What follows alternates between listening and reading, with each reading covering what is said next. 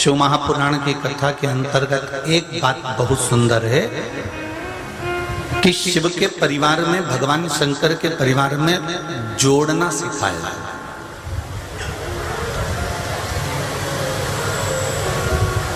भगवान शंकर के परिवार में कभी तोड़ना नहीं सिखाया कि तोड़ना सिखाया। शंभु शरणे परि मांगू घड़ी घड़ी दुख कारो दया करी ने दर्शन आपो दया करी ने दर्शन आपो।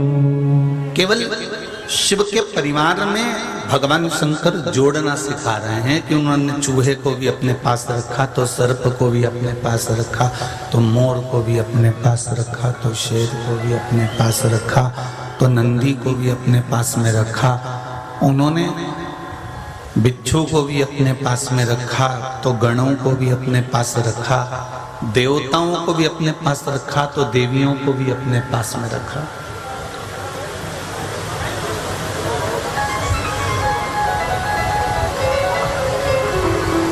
वेदनाथ जी के मंदिर में जब अपन जाते हैं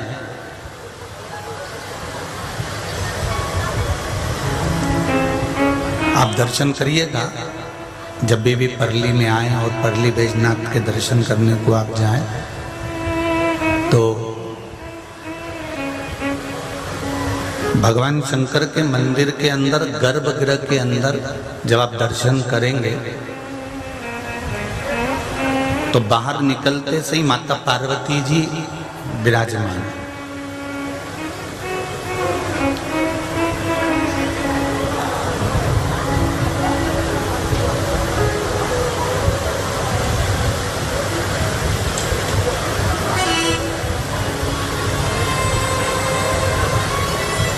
बिल्कुल बाहर बैठी हुई,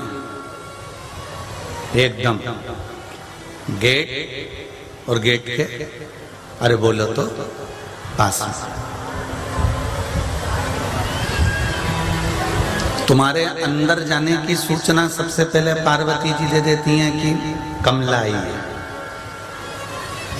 और अंदर प्रवेश कर रही है, जल चढ़ाने आई है, अभिषेक करने आई है, शिव जी को रिझाने के लिए आई है। जितने भी दुनिया में मंदिर हैं, सारे मंदिरों में पार्वती जी अंदर हैं। परली बैजनाथ में और काशी में पार्वती जी मंदिर के बाहर।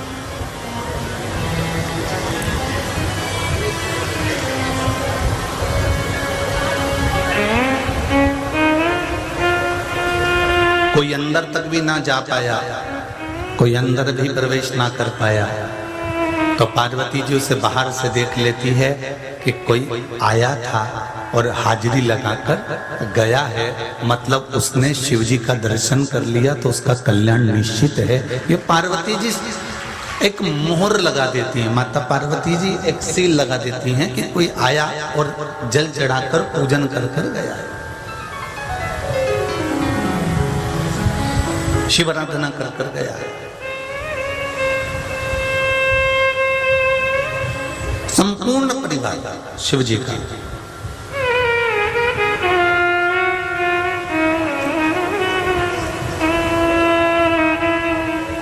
अगर प्रेम नहीं होगा तो कोई साथ में रहेगा क्या? अरे बोलो तो जम के नहीं रहेगा ना।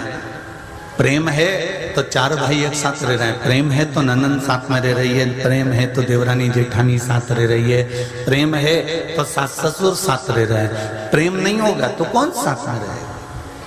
शिव महापुराण की कथा शंकर जी के चरित्र कहता है कि जितना मनुष्य ने जन्म जीवन दिया है, मनुष्य का जो जीवन जितना मिला है, मानव का शरीर जितना मिला है, इसको प्रेम से रहिए।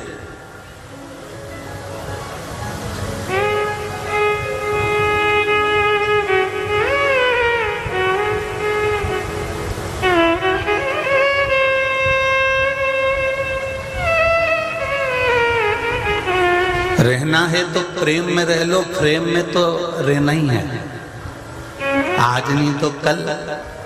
फ्रेम देखिए फोटो की, अरे बोलो तो जम के। रहना है तो प्रेम से रहो, नहीं तो एक ना एक दिन तो जम के तो बोलो। फ्रेम में तो रहोगे, पर प्रेम में रहने से अच्छा है कि, अरे बोलो जम के जरा, प्रेम से रहना।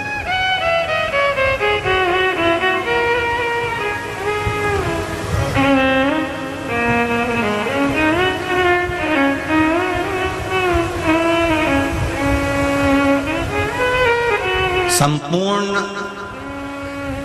महाराष्ट्र के अंतर्गत, गुजरात के अंतर्गत, कर्नाटक, आंध्रा के अंतर्गत, और ऐसा नहीं कि हम केवल इन्हीं का नाम दें, मध्य प्रदेश भी हो, छत्तीसगढ़ भी हो, दिल्ली आदि उत्तराखंड भी हो, यूपी भी हो, एक चीज जरूर देखने को मिल रही है कि लोगों का प्रेम, परिवार का स्नेह धीरे धीरे खत्म होते चले जा रहा है।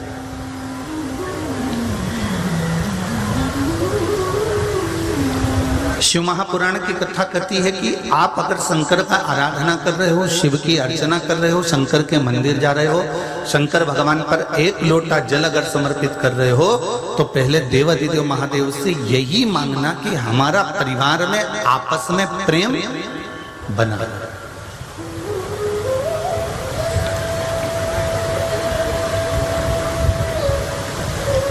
प्रेम में रहो,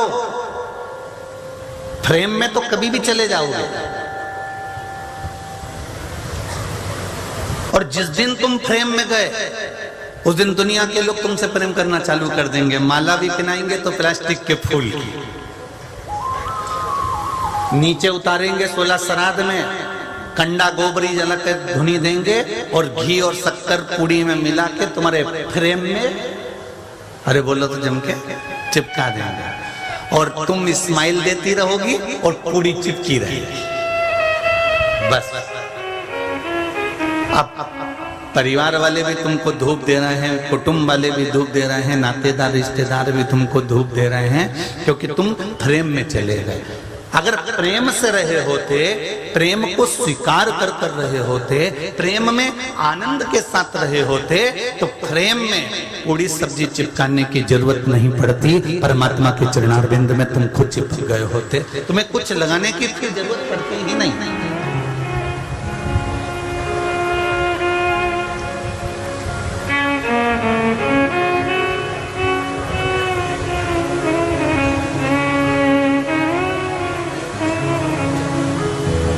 वो कहते ना,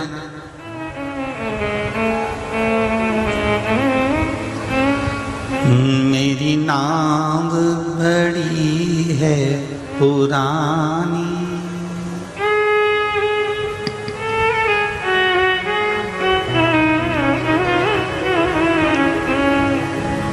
डूबने की है इसकी कहानी।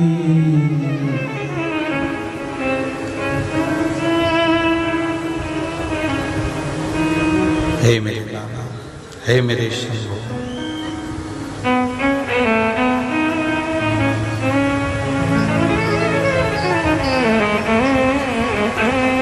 मेरे दीन बंधु भगवान रे, तुम नंदी चढ़ कर जब घोड़ा मिले ना गाड़ी, चलने की हो तैयारी, मेरी सैया छूटे भोलेनाथ, तो तुम नहीं आए कर आ जाना। मेरे दीन बंधु भगवान रे, नंदी पर चढ़ कर आ जाना।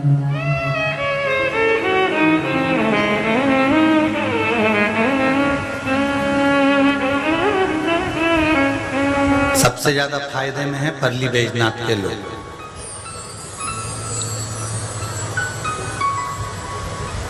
सारे शंकर जी के मंदिर में एक नंदी होता है, तुम्हारे यहाँ बैद्यनाथ बाबा के मंदिर में 3-3 है।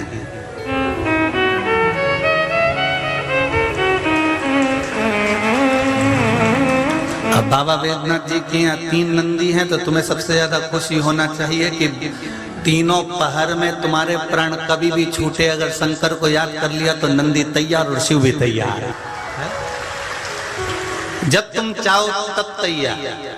बाबा तो अलमस्त है, बाबा का कोई समय, हम पहले भी कथा में कहे, दुनिया के लोग कहते हैं कि भगवान को ये समय पर जल मत चढ़ाना, भगवान को ये मत करना, भगवान को वो मत करना। हमारे शंकर भगवान कैलाश पर्वत पर बैठते हैं और कैलाश पर्वत पर कोई दरवाजा नहीं होता है। क्या कोई दरवाजा? बैकुंठ में जाओगे तो दरवाजे हैं, ब्रह्मलोक में जाओगे तो दरवाजे हैं, इंद्र लोक में जाओगे तो दरवाजे हैं, गरुण लोक, वरुण लोक, जितने लोक में तुम्हें जाना है सारे लोक में दरवाजे मिलेंगे। पर मृत्यु लोक में, जहां पर मेरा शंकर विराजमान है, जहां मेरा कैलाशी कैलाश पर्वत पर बैठा हुआ है, वहां कोई दरवाजा, कोई पट कपट या झंझट मेरे शंकर के पास है ही नहीं। वहां कोई कपाट नहीं है, वहां कोई दरवाजा नहीं है।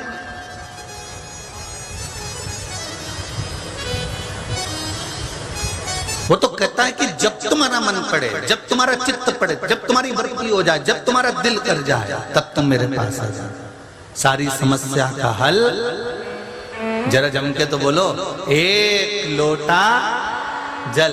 जब तुम्हारा मन पड़े तब एक लोटा जल लो और तुम मेरे पास में आकर बैठ जाओ। एक लोटा जल भगवान कहते हैं मुझे समर्पित करो। ये भाव से समर्पित करना कि गंगा, पार्वती, नर्मदा, गोदावरी, सरयू, छिपरा, मंदाकिनी, जितनी भी पवित्र नदियां हैं, बाबा हम आपको समर्पित कर रहे हैं और हमारे जीवन के दुख को आप हरोगे। ये निश्चित है कि हम आपके चरणों में विराजमान हुए, आपकी कथा सुनने के लिए बैठे। ये शिव महापुराण की कथा में एक पत्र आया, देखिए जरा।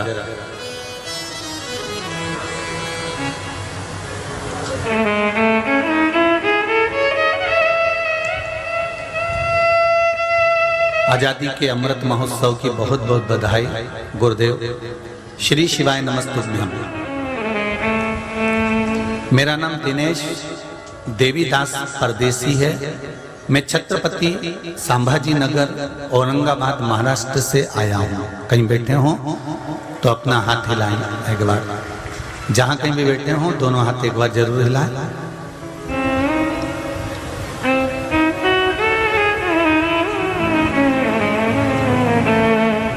कहीं बैठे हो तो अपना हाथ हिलाएं। गुरुजी, मैं 2021 से शिव महापुराण की कथा आस्था चैनल और YouTube द्वारा सुनते आ रहा हूँ। दिसंबर 2018 में नौकरी छूटने के वजह से कर्जा बहुत हो गया था। जून 2021 में YouTube पर शिव स्तोत्र चर्चा करते हुए, शिव चर्चा करते हुए आपका एक शिव पुराण की कथा वीडियो सामने आ गया। उसे सुनने के बाद जैसे ऊर्जा मिलने लगी और उसी दिन से कथा सुनने लगा। जब से मेरी जिंदगी में धीरे धीरे बदलाव आने लगा। इसका एक उदाहरण यह है कि बाबा की कृपा से जब एक लोटा जल चढ़ाना प्रारंभ करा, 1 जनवरी 2022 को जब प्रदोष काल के समय मुझे बाबा की कृपा से जॉब वापस मिल गया और मेरी नौकरी फिर लग गई। मेरा कर्ज उतरना धीरे धीरे शुरू हो गया। गुरुजी, अब थोड़ा सा बाकी है, बाबा वो भी पूर्ण उतार देगा। भोलेनाथ के प्रति विश्वास तो इतना ज्यादा हो गया कि थोड़ा भी दुख आता है तो मैं शिव जी का नाम लेना प्रारंभ कर देता हूँ। श्री शिवाय नमस्तुभ्यम बोलना प्रारंभ कर देता हूँ। गुरुजी, जून 2022 में परिवार के साथ में कुबेरेश्वर धाम गया और बाबा को धन्यवाद देकर आया कि बाबा आपने मेरी नौकरी फिर वापस लगा दी, जिसका कोई चांस नहीं था। ये शिव है, ये शंकर है। आप शिव की आराधना कर रहे हैं, आप शिव से हृदय की बात कर रहे हैं, आप शंकर से अपने मन की बात, अपने चित्तवृत्ति की बात, अपने दिल की बात, अपने हृदय की बात बाबा देवाधिदेव महादेव से कर रहे हैं। और उससे कहते कहते दिल से एक लोटा जल अगर आप समर्पित कर रहे हैं, किसी भी शिव मंदिर में जाकर, कहीं पर भी शंकर के मंदिर में जाकर एक लोटा जल अगर आप समर्पित कर रहे हैं, तो ये निश्चित है वो सुनेगा जरूर। थोड़ा समय लग सकता है, थोड़ा देरी हो सकता है, पर हमारी चित्त वृत्ति हमको छोड़ना नहीं, हमको नहीं छोड़ना। कई लोगों की आदत रहती है, एक बार पशुपति व्रत करा, बाबा ने नहीं सुना, उसने दूसरा करा, नहीं सुना। थोड़ा रुको, एक व्रत करने के बाद 2-3 महीना रुकने के बाद फिर दूसरा व्रत करना चाहिए। 2-3 महीना जरा बाबा से इंतजार तो करो, बाबा देगा जरूर। हो सकता है आपको पहले कथा में कहा कि दुख की जो फाइल होती है, कोई मोटा सा रजिस्टर है, बहुत मोटी फाइल है, तो उसको छुपाने में, उसको हटाने में, उसको दबाने में थोड़ा समय तो लगता है। तुमने तो डायरेक्ट जाकर कह दिया नहीं बाबा मेरी फाइल खत्म करो, समाप्त करो, तो बाबा भी तो कहेगा थोड़ा समय लगेगा, तो रुक तो सही। अब तू मेरे पास में आया है, मैं नाम काटूंगा, फाइल छुपाऊंगा, थोड़ा समय तो लगेगा।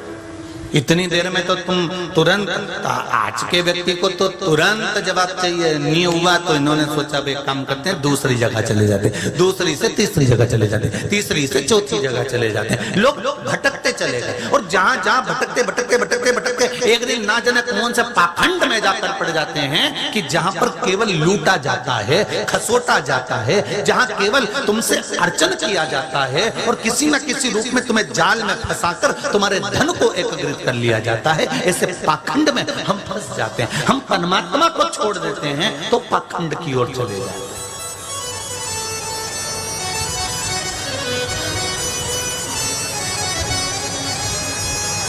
अरे भाई, लोगों की आदत है भड़काने की, लोगों की आदत है भटकाने की। एक कुआं, एक बावड़ी, उस कुएं बावड़ी में पानी है 30 फीट पर, तुम रस्सी लाए 50 फीट की, उसमें बाल्टी बांधी, तुमने कुएं में डाली, और कुएं में बावड़ी में जैसे डाली, उस रस्सी को मान लो 50 फीट रस्सी लेकर आए और 25 फीट नीचे चली गई, और 25 फीट नीचे जाने के बाद 25 फीट रस्सी तुम्हारे पास में रह गई। इतने में किसी ने आकर कह दिया काय को थक रहे हो, क्यों मेहनत कर रहे हो, क्या करोगे थक कर, क्या करोगे मेहनत कर कर, सिर में पसीना आ रहा है, रस्सी छोड़ दो, जाने दो पानी को, मन नल लगाए वहां से पी लेना। आगे नल लगा हुआ है, वहां जाकर पी लो, चलो छोड़ो इसको, चलो समाप्त करो इसको, छोड़ दीजिए। और किसी व्यक्ति का कहना मानकर उस रस्सी को छोड़ दिया। अब वो रस्सी छूट गई, रस्सी गई, बाल्टी गई, पानी में समाप्त हो। अब 25 फीट तो तुमने नीचे डाल दी थी, बची कितनी थी, जम के तो बोलो, मात्र 25 फीट रस्सी और बची थी।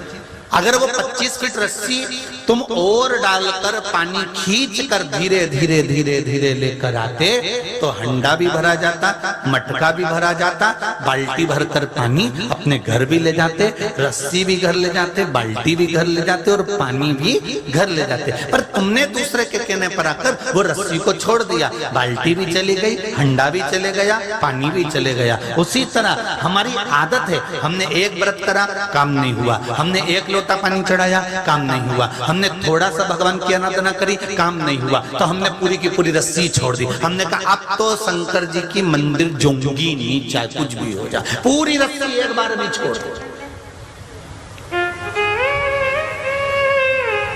अब पूरी रस्सी एक बार में छोड़ दी। अब भगवान इंतजार में बैठा था कि बस 25 फीट और बची है, कर संघर्ष, कर संघर्ष, कर्म करेगा, संघर्ष करेगा, 25 फीट की रस्सी और बची है, कर मेहनत। और जैसे ही 25 फीट की रस्सी और जाएगी, बाल्टी भरा जाएगी, और तो खींच लेना, तेरे पास आ जाएगी। पर कर्म नहीं कर पाया, संघर्ष नहीं कर पाया, मेहनत नहीं कर पाया, और फिर वो रस्सी को छोड़कर बुरे कर्म में लग गया। मत बुरे कर्म कर बंदे, वरना पछताएगा, भगवान की आंखों से तू बच नहीं पाएगा, तो बच नहीं पाएगा। अरे ओ अज्ञानी मत कर नादानी। ये रस्सी छोड़ना नहीं। अगर तुमसे नी बने खींचते, तुम्हें लगे कि मेरा काम नहीं हो रहा है तो मंदिर जाना बंद कर दूंगी, नहीं, उसके दरवाजे पर जाते रहो, उसकी चौखट पर जाते रहो, उसकी प्रार्थना करते रहो, उस पर एक चावल का दाना, एक लोटा जल, एक बेलपत्र, एक पंखड़ी पुष्प की बन जाए तो चढ़ाओ, ना बने तो श्री शिवाय नमस्तुभ्यम मंत्र का स्मरण कर लो। ये भी नहीं बोलता बने तो पंचाक्षर मंत्र नमः शिवाय बोल लो। ये भी नहीं बोलता बने तो षडाक्षर मंत्र ओम नमः शिवाय बोल लो। ये भी ना बने तो 2 अक्षर का राम बोल लो। ये भी ना बने तो 2.5 अक्षर का कृष्ण बोल लो। ये भी ना बने तो 2 अक्षर का ओम नमो भगवते वासुदेवाय बोल लो। पर कुछ न कुछ परमात्मा का स्मरण कर लीजिए। रस्सी को छोड़ना नहीं, रस्सी को पकड़ कर रखना। बाल्टी भराएगी जरूर और खींच कर लेकर फिर हम जाएंगे तो बाल्टी, रस्सी और हंडा सब भरा मिलेगा, सब कुछ।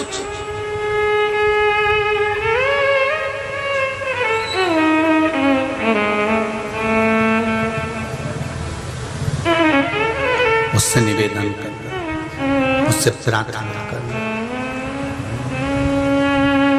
तुम आना भोले बाबा, तुम आना भोले बाबा, मेरे मकान में तेरा डमरू डम डम बोले सारे जहान में। तो इतना कहेंगे जितने लोग आस्था पर सुन रहे हैं, जितने लोग फेसबुक यूट्यूब पर सुन रहे हैं और जितने लोग पल्ली बैजनाथ के इस पावन पंडाल में प्रागण्य में बैठकर सुन रहे हैं, 5-6 डूम में बैठकर जितने लोग कथा कर तत्व ग्रहण कर रहे हैं, उनसे केवल इतना निवेदन रहेगा, आप जब अपने घर से चलो या आप जब शिव महापुराण की कथा में आकर बैठ जाओ तो बाबा से विनती कर कर बैठना, बाबा मैंने सुना है कि तू मन की अभिलाषा को पूर्ण करता है, 3 महीने में मेरी पूर्ण करता है। बाबा मेरे हृदय की बात यह है और मैं इस परली बैजनाथ की पावन धरा से, बाबा बैद्यनाथ की भूमि से मैं ये कथा श्रवण कर रही हूँ, ऐसी कृपा करना बाबा कि मेरे 3 महीने में फिर मनोकामना पूर्ण हो और तेरे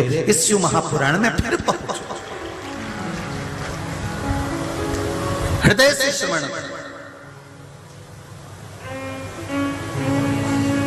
शिव महापुराण के अंतर्गत दिखावा नहीं करना, दिल से सुनना। जहां जगह मिल जाए, जैसी जगह मिल जाए और जैसा श्रवण करने को मौका मिल जाए, उतनी देर बैठकर कथा के रस तत्व को ग्रहण करो। 3 घंटे की कथा में हम ले कितना पाते हैं? थोड़ा सा, आधा घंटा तो मूछ वाला दादा ले जाता है। भगवत स्मरण हो जाए, थोड़ा कीर्तन भजन हो जाए, थोड़ा बहुत मंत्र जाप हो जाए, मिला कितना? ये उसी में का है कि तुम रोज भोजन कितना करते हो? अरे तोला कि नहीं तोला कभी? आज शाम को घर जाके तोल लेना कि भोजन कितना करते हो। 2-3 रोटी तो खाते होगे। अरे बोलो तो जम के रे। मुझे लग रहा है पल्ली बैजनाथ वाले बड़े चुपचाप बैठे हुए एकदम शांति से। तुम तो बिल्कुल ऐसा मत बैठो हैं कि किसी ने तुम्हें मार ठोक के बिठाया है। तुम तो बढ़िया खुश होकर अलमस्त होकर बैठो कथा में है। तुम्हें ये नहीं सोचना है कि कौन क्या कहेगा। आग लगे बस्ती में, अपन रहो मस्ती में, क्या किसको रोइए चादर तान के सोइए। अपने को टेंशन वेंशन नहीं लेना, अपन तो टेंशन दूसरे को दो पर अपन मत लो। अपने चक्कर में दूसरे की बीपी चालू हो जाए ना, वो चलेगा, पर अपना बीपी लेवल में रहना चाहिए। तुम लोग तो मस्त जिंदगी जिए, अलमस्त। घर जाओ ना तो थोड़ा भोजन तोल लेना है। 2-3 रोटी तो सभी खाते होंगे, 2 नहीं खाते होंगे, 3 खाते होंगे, 3 नहीं खाते होंगे तो 1 खाते होंगे। इतनी सी दाल, इतनी सी सब्जी, इतना सलाद, इतना पापड़, इतना चावल, इतना मीठा, सब तोल लेना 100-150 ग्राम के करीब में हो जाए। बोलो जी। और जो ज्यादा खाता होगा तो 200 ग्राम। 2-3 रोटी ज्यादा बढ़ा दो, चावल की मात्रा और बढ़ा दो, तो कितना हो गया? अरे बोलो 200 ग्राम। अब 200 ग्राम तुमने भोजन किया, 200 ग्राम भोजन, जितने टीवी पर सुन रहे हो, जितने फेसबुक यूट्यूब पर सुन रहे हो, जरा समझ लेना हो, 200 ग्राम भोजन में से तुम्हारे शरीर में गया 200 ग्राम, बचा कितना? पूरा 200 ग्राम शरीर में रह गया क्या? नहीं, पानी भी उसमें जुड़ा है, भोजन भी उसमें जुड़ा है, तो मालूम पड़े ये 200 ग्राम में से मलमूत्र के अंतर्गत पूरा चले गया। मात्र 200 ग्राम में से 20-25 बूंद खून की बन पाती है। कितनी? किसी डॉक्टर से पूछना कि 200 ग्राम हम सवेरे भोजन करते हैं, इससे कितना खून बनता है, तो वो कह देगा 25 बूंद, 20 बूंद, 30 बूंद से ज्यादा खून नहीं बनता। शाम को भोजन करा तो भी 20-25 बूंद। अब 25 बूंद तुम्हारा खून बना, तो क्या 25 बूंद खून तुमको पूरी एनर्जी दे देगा क्या? नहीं, तुम्हें बल देने के लिए, पावर देने के लिए वो 25 बूंद का भी 1 बूंद बन पाता है। 25 बूंद में से भी 1 बूंद तुमको बल प्रदान करता है, तुम्हें पावर प्रदान करता है, और तुम्हारे चित्त वृत्ति हृदय तेज उत्पन्न करता है। 1 बूंद। अब विचार करना, 200 ग्राम भोजन में से सब चले गया मलमूत्र के अंतर्गत, बचा कितना? मात्र 20-25 बूंद। और 25 बूंद में से भी बल कितने से मिला? केवल 1 बूंद से। उसी तरह 3 घंटे की कथा क्या पूरी तुम्हारे अंदर रह गई? नहीं, यहाँ से सुनी, यहाँ से निकाल दी, बची कुची थी झटका दी, थोड़ी बहुत 1 बूंद कान में पड़ी की पड़ी रही, वो 1 बूंद जो पड़ी वो परमात्मा से मिला दी।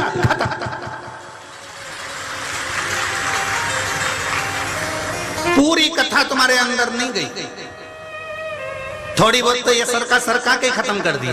खस को कोई इधर से आंख दिखाए, कोई उधर से आंख दिखाए, फिर धीरे से भेज दे।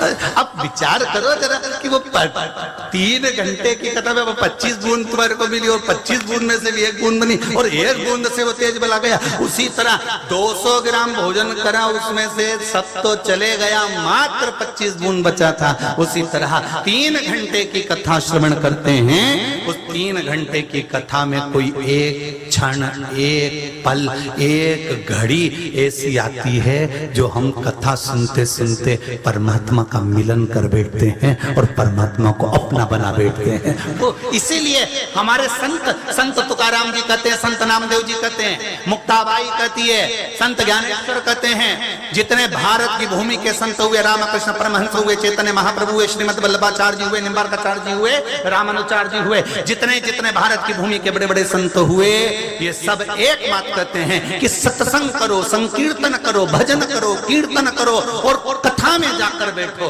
सत्संग में जाकर बैठो। क्या होगा? तो का 1 बूंद भी अगर मिल गया तो उससे परमात्मा मिल जाएगा, और घर का 1 व्यक्ति भी उस बूंद को पी गया तो पूरे परिवार को तार देगा। ये निश्चित है, ये निश्चित है। कई लोग कहते गुरुजी हमारा बेटा 1 लोटा पानी चढ़ाएगा, उसका पुण्य हमको मिलेगा कि नहीं मिलेगा? हमने कहा कैसे नहीं मिलेगा? तुम्हारे परिवार में तुम्हारे ससुर कितने भाई? ससुर कितने भाई? तो के 4।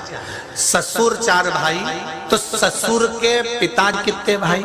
3 भाई। अच्छा, अब वो 3 भाई ससुर के पिताजी, अब उनके परिवार में अगर कोई मर गया, समझ लो जरा, जीजियों बहुत अच्छे से समझ लो रे, पल्ली बैजनाथ वालों, कथा का पहला दिन है हो, ये 7 दिन काम आने वाली कथा है। ससुर के पिताजी 3 भाई, अब पिताजी के 3 भाइयों में कोई मर गए, सूतक तुम्हें लगेगी कि नहीं लगेगी? अरे बोलो तो सही, सुआ लगेगा? सूतक सावड़ लगेगी कि नहीं लगेगी? लगेगी ना। अब सोचो, ससुर के पिता और पिता के भी भाइयों में मरा, तो हमको सूतक लग रही है। तो वही तो शिव महापुराण कह रही है, 7 पीढ़ी में भी किसी ने 1 लोटा जल चढ़ा दिया तो सबको उसका लाभ मिल गया, एक बार में। जब उधर की सूतक इधर तक लग सकती है, तो इधर का भजन उधर तक नहीं लग सकता है।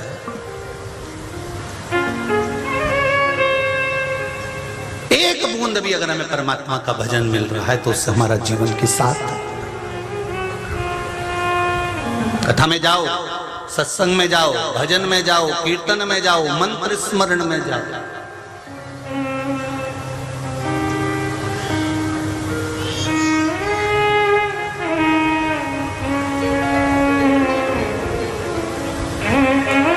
एक बार हनुमान जी बैठे हुए थे, राम जी ने कह दिया हनुमान, हे हनुमान। हनुमान जी बोले बोलो प्रभु, अयोध्या में कथा हो रही है, चले जा। हनुमान जी बोले मैं और कथा में?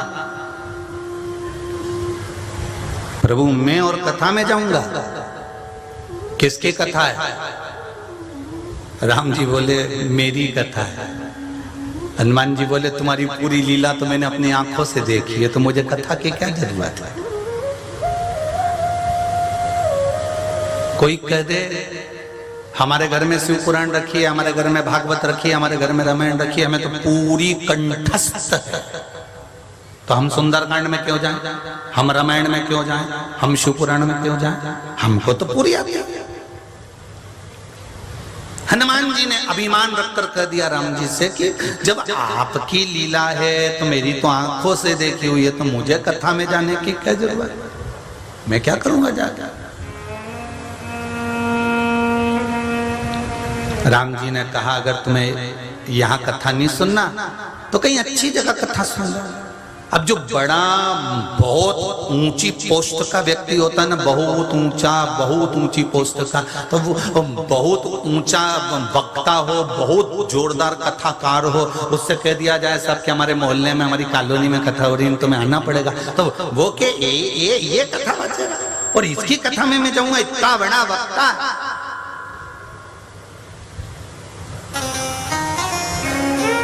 अब हनुमान जी भी कोई छोटे मोटे भक्त थे क्या? हनुमान जी भी कोई छोटे मोटे भगत थे क्या? बहुत बड़े वक्ता और बहुत बड़े भक्त। तो हनुमान जी ने थोड़ा सा अभिमान रखकर कह दिया मैं और ये छोटी मोटी कथा में जाऊं। तो राम जी ने कहा तू बड़ी कथा में चले जा, काकभूषुंडी जी श्रवण करा रहे हैं, तू जाके सुन ले गरुड़ जी की कथा। कहा ठीक है। हनुमान जी वहां पहुंच गए और राम जी का नाम लेकर बैठ गए कथा सुनने। इतने में काकभूषुंडी जी ने कह दिया। हनुमान जी सीता जी का पता लगाने के लिए गए। जामवंत के कहने पर उन्होंने एक पांव यहाँ रखा, दूसरा पांव लंका में रखा। हनुमान जी मन में सोचने लगे बताओ कथा कहाँ घुमा दी, मैं खुद प्रमाण हूँ, उड़ के गया था, 3-4 लोग बीच में मिले थे, वो तो कुछ बोला ही नहीं और बस बोल दिया कि एक पांव यहाँ रखा, एक पांव वहां रखा।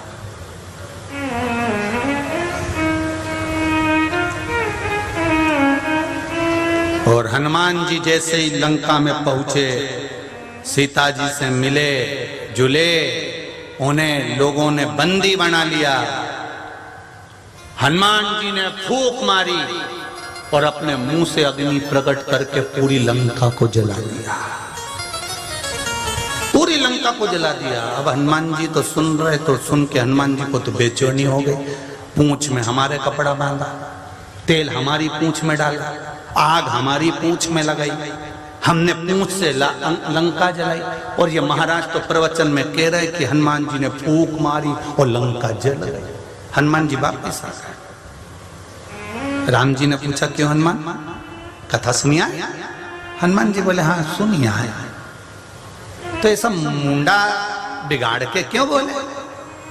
हनुमान भगवान की कथा में, भजन में, कीर्तन में, मंदिर में, देवालय में माताएं अगर घर में व्रत कर रही है, तीज का व्रत कर रही, चतुर्थी का व्रत कर रही, पंचमी का कर रही, छठ का व्रत कर रही, बहुओं से निवेदन है मुंह कभी मत सड़ाना।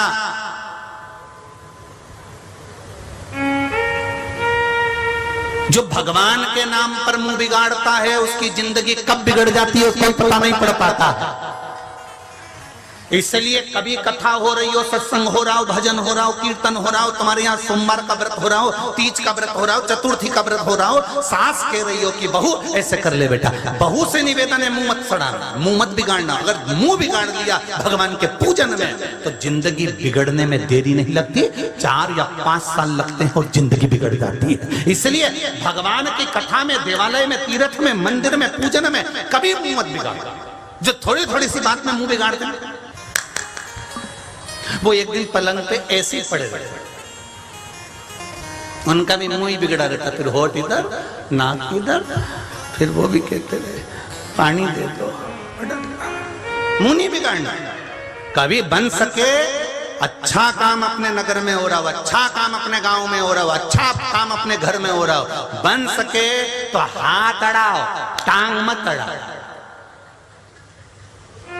हाथ अड़ाओगे जैसे ये इस हाथ का कोई काम नहीं है, ये उल्टा हाथ किसी काम का नहीं है। बहुत रोता था बेचारा, मैं क्या करूं, लोग मेरे हाथ से ना दान करने दे, ना पुण्य करने दे, ना सत्कर्म करने दे, मेरा नाम रख दिया उल्टा हाथ, मतलब ये उल्टा ही काम करता, कभी सीधा करता ही नहीं। मैं बड़ा दुखी हूं। इसने भगवान विष्णु से जाकर कहा मैं क्या करूं, भगवान विष्णु बोले मैं कुछ नहीं कर सकता, मैंने तो शरीर बना दिया, तो मैं उल्टा हूं, मैं करूं क्या, मेरा कल्याण कैसे होगा। तो भगवान विष्णु ने कहा किसी गुरु को पकड़ ले। गुरु जी के पास गया, वो इस उल्टे हाथ ने गुरु जी से कहा मेरे इस हाथ का कल्याण कैसे होगा। मेरे को लोग उल्टा कहते हैं, गंदा काम करने वाला बोलते हैं, गलत काम करने वाला बोलते हैं, इस हाथ का कल्याण कैसे होगा। जो भी करे वो सीधे हाथ से करे, यज्ञ सीधे हाथ से, पूजन सीधे हाथ से, दान सीधे हाथ से, पुण्य सीधे हाथ से, इसको तो कोई गिनता ही नहीं है। इतने में गुरु जी ने कहा तू घबरा मती, जब सीधे हाथ वाला दान दे तो तू इसमें अड़ जाना, बस तू अड़ेगा तो तेरा कल्याण निश्चित है। जब अच्छा काम करने वाले को तुम हाथ का स्पर्श कर लोगे, अच्छे काम करने वाले का साथ पकड़ लोगे तो तुम्हारा भी उद्धार निश्चित है। इसीलिए शिव पुराण कह रही है बन सके तो हाथ अड़ाओ, टांग बोलो तोरी जीजियो, जीजा हूं भी बोल दो, टांग नहीं। बन सके अच्छा काम करो, बन सके सत्कर्म करो, बन सके भला काम करो, ना बन सके मत। हनुमान तू मुख बना रहा, मुख बना।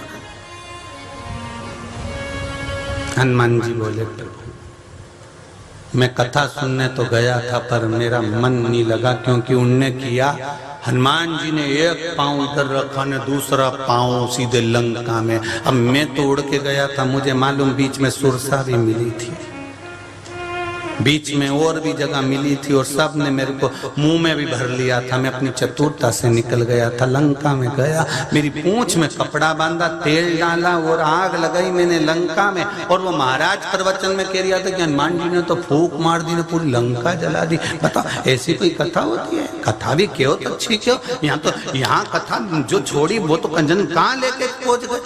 बताओ ये कोई कथा होती है? पूछ का तो वर्णन ही नहीं कहीं। राम जी बोले हनुमान तुझे अब क्या समझाऊं।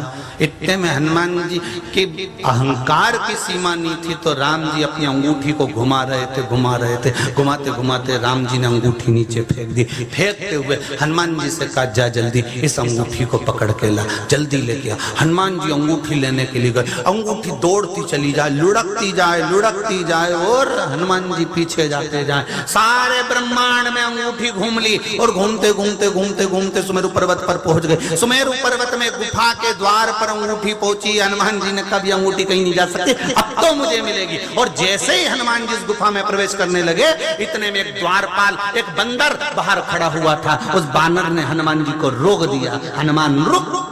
हनुमान जी ने कहा तुम कौन? तो कि मैं बानर हूं, मुझे अंदर जाना है। बानर कहता अंदर नहीं जा सकते, अंदर हमारे सरकार बैठे हुए हैं, हमारे स्वामी बैठे हैं। तुम्हारे स्वामी का नाम क्या है? हनुमान जी ने पूछा तो बानर बोला मेरे हनुमान जी का नाम, मेरे अंदर स्वामी का नाम तो राम भक्त हनुमान है। हनुमान जी हंसने लगे। हनुमान तो बाहर खड़ा और ये कह रहा अंदर बैठे।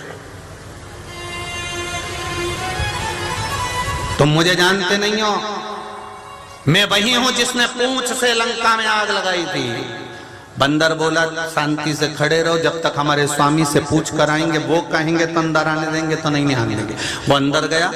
हनुमान जी स्वामी जी के पास में जाकर कहा, सिंहासन सोने का रतन जड़ित जिस पे हनुमान जी बैठे हुए थे गदा लेकर। हनुमान जी से पूछा, स्वामी एक बानर आया है, हनुमान नाम बता रहा है, कहो तो अंदर आने दो। सिंहासन पर बैठे हुए हनुमान जी ने कहा, आने दो, वो इस कल्प का हनुमान है, उसको आने दो। हनुमान जी आए। हनुमान जी ने जो हनुमान जी को देखा, देखते से पूछा, आप कौन हो? तो कहा, मेरा नाम हनुमान है, मैं राम भक्त हूं। तो मेरा नाम भी तो हनुमान है। हनुमान जी ने सिंहासन पर बैठकर हनुमान से कहा, मैं मानता हूं कि तुम इस कल्प के हनुमान हो, हम दूसरे कल्प के हनुमान हैं। यहां अंगूठी आई थी। सिंहासन पर बैठे हुए हनुमान जी ने कहा, इस कुंड में अंगूठी पड़ी है। हनुमान जी जो कुंड की ओर गए तो कहा, इतनी सारी अंगूठियां, तो मेरी अंगूठी कौन सी है? सिंहासन पर बैठे हुए हनुमान जी ने कहा, राम जी लीला करते हैं, जब जब हनुमान को अहंकार आता है एक अंगूठी उठा के फेंक देते हैं। ये अंगूठियों का जो ढेर लगा है, ये हर कल्प की अंगूठी है। हनुमान कोई एक कल्प में नहीं हुआ, हनुमान एक युग में नहीं हुआ, राम एक कल्प में एक युग में नहीं हुआ। कथा एक कल्प की या एक युग की नहीं होती। ना जाने कितनी बार राम का जन्म हुआ, ना जाने कितनी बार हनुमान का जन्म हुआ, ना जाने कितनी बार देवता प्रकट हुए, कितनी बार शिव महापुराण की कथा का स्मरण। शंकर की अनेक कथा है तो राम की अनेकों अनेक कथा है, तो हनुमान की अनेकों अनेक कथा है। एक कल्प में हनुमान जी ने फूंक से लंका जलाई थी, इसलिए काकभूषुंड जी ने फूंक का वर्णन कर दिया। एक कल्प में हनुमान जी ने पूंछ से लंका जलाई, तो महाराज जी ने पूंछ का वर्णन कर दिया। एक कल्प में हनुमान जी ने चुटकी से लंका जला दी थी, तो किसी ने चुटकी का वर्णन कर दिया। व्यास वक्ता जब व्यासपीठ पर बैठकर कथा बोलता है तो वो एक कल्प की कथा नहीं बोलता, ना जाने कहां कहां से छाट कर लाकर बोलता है। इसलिए कथा पर विश्वास करना ही हमारी मूलता। पर हमको तो अहंकार है ना। कई लोगों का अभिमान आ जाता है, महाराज जी तो ना जाने कहां की बात कर रहे थे, महाराज जी तो ना जाने कहां से कथा बोल रहे थे, ना जाने उनके पास तो कौन सी पुराण है जिसमें से बोल देते हैं, हमने तो ये वाली पुराण में पढ़ा, ये तो मिला ही नहीं, ये तो मिला ही नहीं। तो तुम्हें एक कल्प की बात करते, भगवान की कथा ना जाने कितने। इसलिए हनुमान जी से राम जी के पास में जब हनुमान अंगूठी लेकर गए तो राम जी के चरण पकड़ लिए, क्षमा करना मैं समझ नहीं पाया था। राम जी तब हनुमान से पूछे, बोलो क्या चाहिए? हनुमान जी कहते हैं, बस आशीर्वाद दे दो कि मृत्यु लोक में रहूं और कथा सुनता रहूं, जहां कथा हो वहां जाकर मैं बैठ जाऊं और कथा सुन। राम जी ने आशीर्वाद दिया। कथा क्यों सुनना चाहते हो? हनुमान जी बोले, अगर कथा काकभूषुंडी जी के मुंह से नहीं सुनता और फूक वाली बात नहीं सुनता तो दूसरे कल्प के हनुमान जी का दर्शन ही नहीं होता। उन्होंने कहा तो मैं प्रमाण ढूंढने के लिए गया। उन्होंने कहा तो मैं प्रमाण ढूंढने के लिए। जब कोई कहता है ना तो प्रमाण ढूंढे जाता है। कई लोग कह देते हैं ये श्री शिवाय नमस्तुभ्यम मंत्र शिव महापुराण में तो है ही नहीं। लोग प्रमाण ढूंढना चालू करते हैं तो विदेश्वर संहिता में मिल जाता है, और मिलता है तो फिर पढ़ने में आता है, पढ़ने में आता है तो व्हाट्सएप पर चलना चालू हो जाता है, व्हाट्सएप फेसबुक यूट्यूब पर सब पे चलता है। फिर नीचे लिखा हुआ मिल जाता है कि श्री शिवाय नमस्तुभ्यम। इस मंत्र का जाप करने वाला व्यक्ति का मात्र मुख भी देख लो तो ना जाने करोड़ों पाप समाप्त हो जाते हैं। यहाँ तक का वर्णन मिल जाता है। पहले नहीं मिल रहा था तो फिर ढूंढते रहे, उसको ढूंढो। मुझे वर दे दो, मैं कथा सुनूंगा। हनुमान जी का आशीर्वाद दे दिया, जहां कथा होगी वहां जाना पड़ेगा, सुनना। हनुमान जी कहने लगे, सबसे पहला आसन मेरा लगे, वचन दिया, आखिरी में उठकर जाऊंगा। सब चले जाते हैं, उसके बाद हनुमान जी जाते हैं। जब पंडाल पूरा खाली हो जाता है उसके बाद हनुमान जी कथा में से निकल कर बाहर जाते हैं। किसी की भी कथा, राम कथा, कृष्ण कथा, शिव कथा, जहां कथा होगी वहां हनुमान विराजमान होंगे, कथा का रसतत्व ग्रहण करेंगे, कथा को श्रवण करेंगे। तो एक कल्प की कथा नहीं होती महाराज। कथा रसतत्व को ग्रहण करना।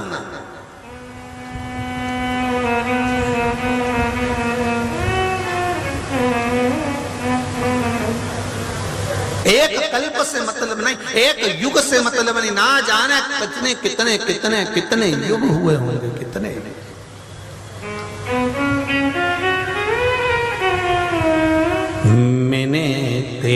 ही भरोसे, ओ बाबा तेरे ही भरोसे, हवा बिच उड़ती जावांगी, बाबा डोर छटीला मैं कटी जावांगी।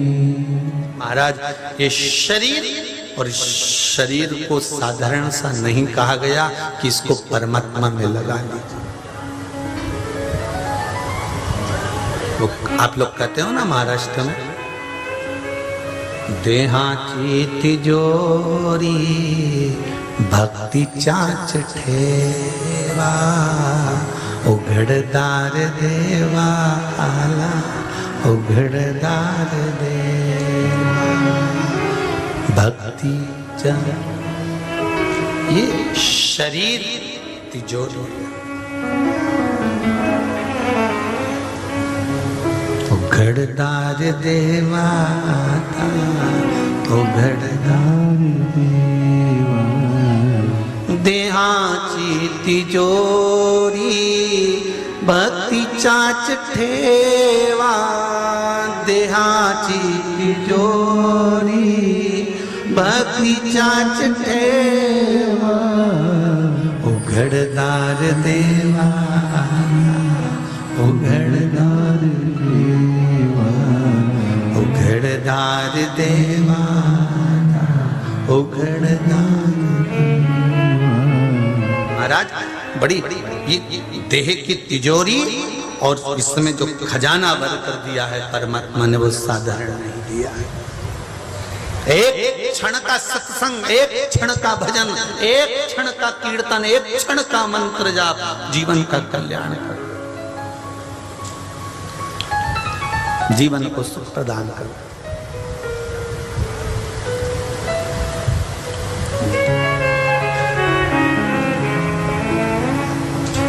24,000 श्लोक की शिव महापुराण की कथा है।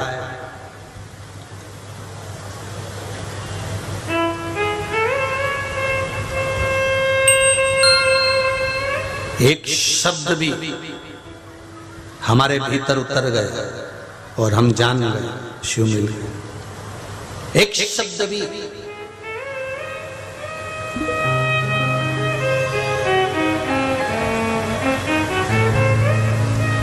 और महाराष्ट्र की भूमि साधारण सी भूमि नहीं है, और उस महाराष्ट्र की भूमि में परली बैजनाथ की भूमि साधारण भूमि नहीं है, जहां पर बैठकर आप कथा को श्रवण कर रहे हो। आस्था चैनल फेसबुक यूट्यूब पर भी जो कथा सुन रहे हैं उनसे निवेदन करूंगा कि परली बैजनाथ की कथा है और अभिषेक शिव महापुराण है। आज तो कथा का प्रथम दिवस है। जब हम कथा के मध्य में प्रवेश करेंगे प्रतिदिन, तो हमको यह ज्ञात होना चाहिए कि हल्दी का जल शिव को चढ़ाने से, चंदन का जल शिव को चढ़ाने से, काली तिल का जल, दुर्वा का जल, डाब का जल शिव को चढ़ाने से, मात्र एक वृक्ष की पत्ती का पानी शिव को चढ़ाने से, जब किडनी लीवर तक काम नहीं कर रहा हो, डायलिसिस तक चल रहा हो, तो मात्र दुर्वा का जल शिव को चढ़ाने से क्या लाभ प्राप्त हो सकता है। ये हम अभिषेक शिव महापुराण की कथा में श्रवण करेंगे। बहुत कर्जा हो गया, धन अपार चले गया, डूब गया, लोग पैसा खाकर चले गए। चले गया ना, ले गया ना, कर्जा हो गया ना, गया पैसा। शिव महापुराण में एक अभिषेक ऐसा वर्णन किया गया है शिव जी का कि मात्र वो समर्पित करने से गया हुआ धन भी वापस प्राप्त किया जा सकता। कोई सहज है शिव महापुराण कथा? और परली बैजनाथ वालों को मिली अभिषेक शिव महापुराण की कथा।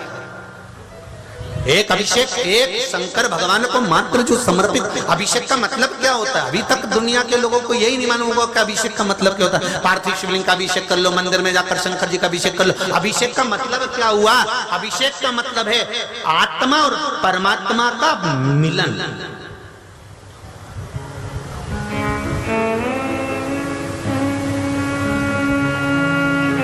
अरे माला जपते हो? किस किस क्या माला है? जरा हाथ बोलिए, जरा उठाइए, जरा सब क्या माला है? तो माला जपते हो तो जो माला के मन के होते हैं, ये मोती होते हैं, इसको मन का ही कहते हो ना। क्या कहते हो? मन का। मन का मतलब क्या होता है कि मन लगा। मन के का मतलब है कि एक मोती भी खिसके तो मन तेरा उस परमात्मा में लगा होना चाहिए, तो मन का, नहीं तो मोती।